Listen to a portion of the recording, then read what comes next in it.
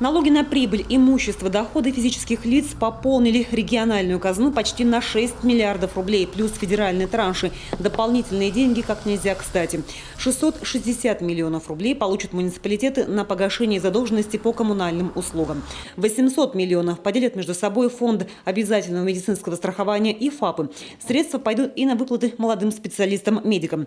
Под корректировку попало и образование. Отрасль получит 600 миллионов на уравнивание зарплат и горячее питание учащихся первых-четвертых классов. С учетом того, что уменьшается дефицит республиканского бюджета, вносятся изменения в источники финансирования дефицита бюджета, уменьшаются коммерческие заимствования в объеме 2 миллиарда 350 миллионов рублей. И также мы исключаем средства, которые предусмотрены на приватизацию акций Белкомора в объеме 540 миллионов рублей.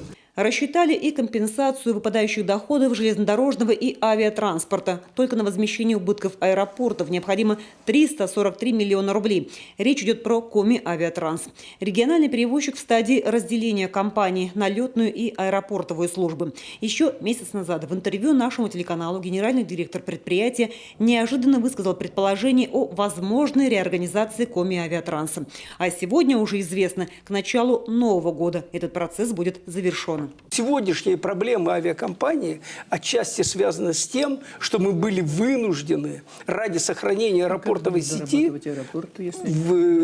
перекачивать деньги из одного бизнеса в другой.